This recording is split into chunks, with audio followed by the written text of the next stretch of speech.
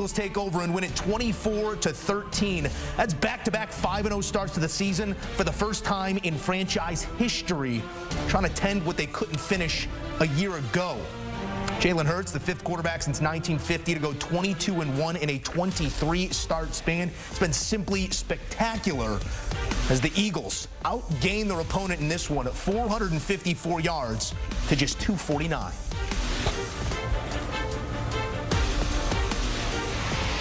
In studio, Joe Musso alongside Lige Douzable here to break this one down. B-Mac joining us as well. Bryant McFadden, our guy with his thoughts. Let's start here on the Eagles side. We've been waiting for the full form, the full performance. I'm not sure we saw that in its entirety, but effective run, effective pass, getting the big names involved outside of Devontae Smith in this one. What did you make of the holistic approach here offensively, specifically for the Eagles? The thing is, Moose and B-Mac, when you're preparing for the Philadelphia Eagles, you don't know who's going to go off. It could be Devontae Smith one day, A.J. Brown.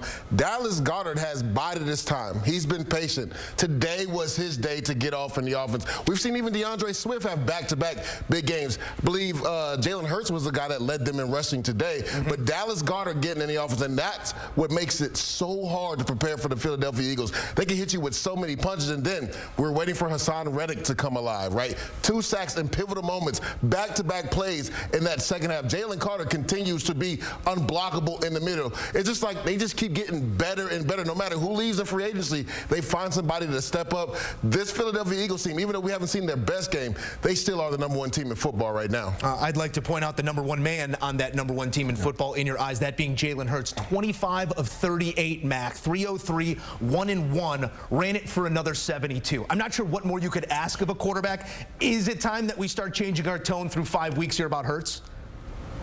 I think so. I think this offense is in rhythm. Remember, Jalen Hurts and the rest of the offensive starters did not take one snap throughout preseason action. And clearly we saw that when you look at the slow starts that they were able to display, even though they were winning ball games. But for us, it wasn't what we expected to see.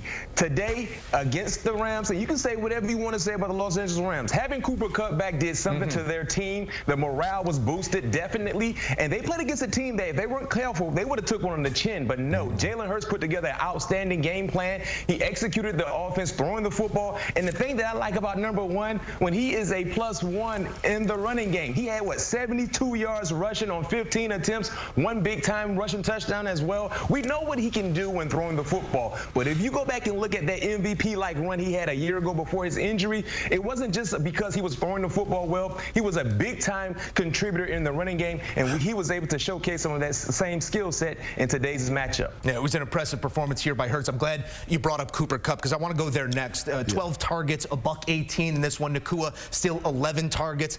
That's a 1-2 that maybe we did not see coming prior to this season.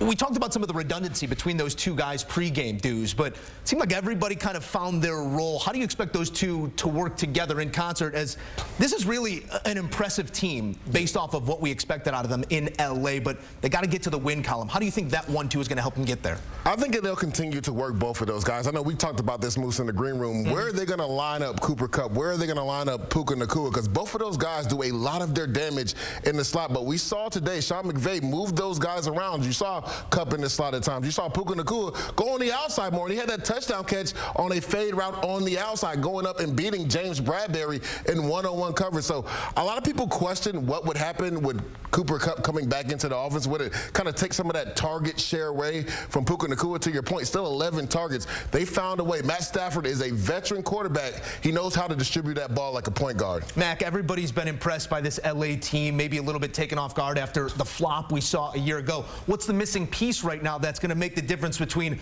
a really impressive team and a playoff caliber one? Well, I think the missing piece for me, guys, is on the defensive side. When you talk about having a healthy cast of wide receivers, of course, Cooper Kupp, along with Nacua, and seeing what he's been able to do, you don't question Matthew Stafford, right?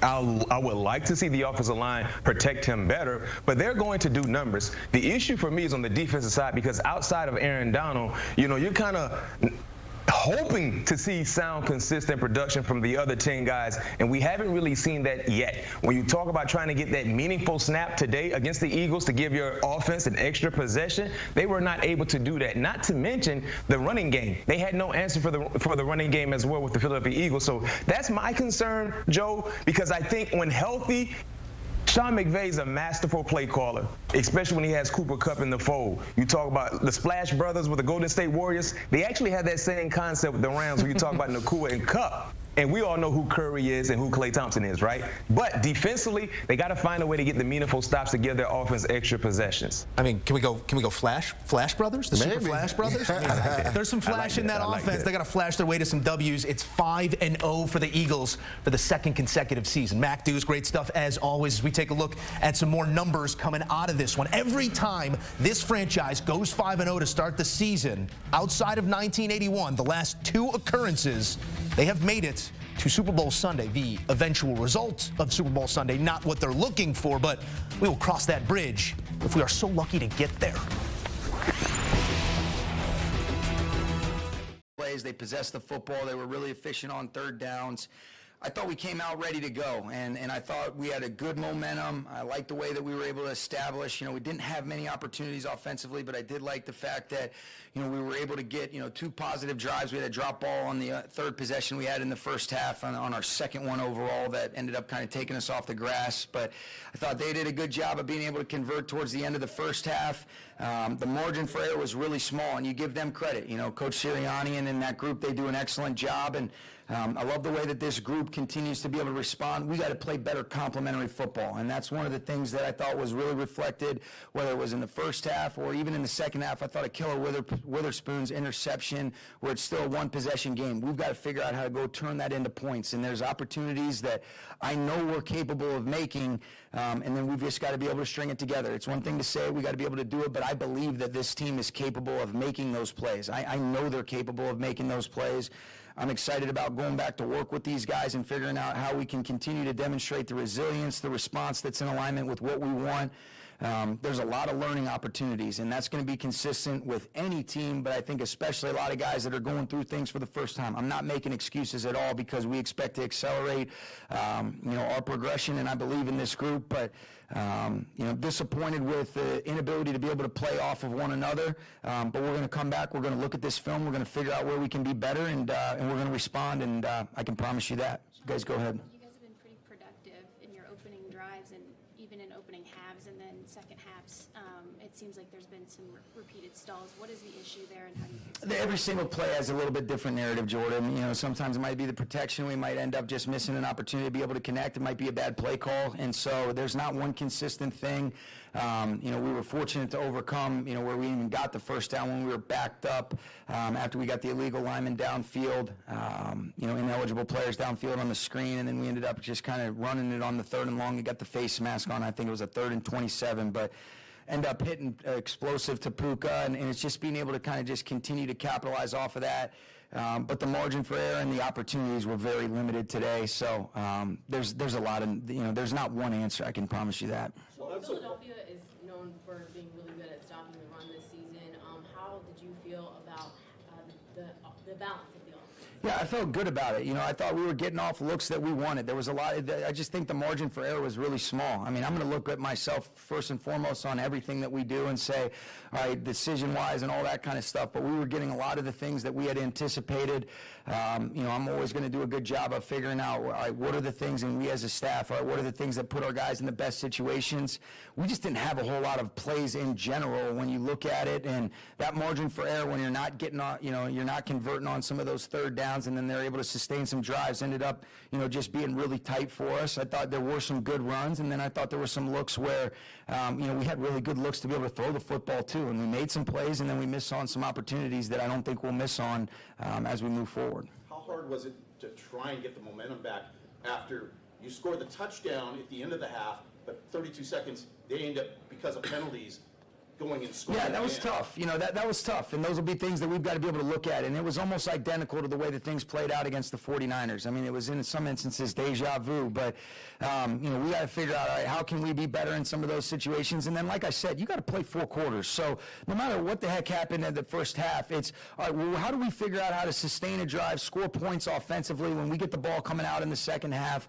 How do we play off one another? I mean, you look at it, in the third, you see a play by Ahkello Witherspoon when they're going in to take it as a potential 2-possession lead. He makes a big-time pick. It's a 6-point game at that time, and we had some chances. And I'm excited about figuring out how the hell we get some of this stuff fixed. And I'm not sitting up in here having to rationalize all the stuff that goes on throughout the course of a game because I know we can get this stuff done. Because it's been similar situations, do you anticipate changes coming in that regard? No, absolutely not. We need to figure out how we play better, how we coach better. It starts with myself. I'm going to look first and foremost inward, and then a lot of these situations are, you give the enemy has a say, Jordan. You give them credit.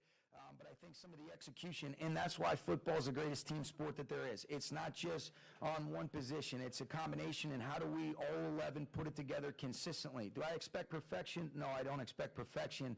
But more consistent execution, I think we're capable of that, and I'm looking forward to having that, be shown on our film in the way that we're able to play as we move forward. But we're 5 weeks into this season. There's a lot of football left, and I'm excited about attacking this with this team. What did you take away from Cooper's first game back? I thought he did a nice job. I thought he made some critical plays, especially on that first drive where Matthew did an excellent job of being able to get him involved, makes his impact, and I think it'll be a good opportunity for us to be able to continuously figure out how do we utilize the whole personnel, not exclusive to Cooper, but also, you see Puka, you see Tutu, Higbee, our backs, things like that. And so those will be things that we'll look at. But like I mentioned, there was some few opportunities, and there were some ones that I know we can make, and I believe that we will moving forward. But that margin for error against a great team like that is too small to overcome, and we weren't able to do that today.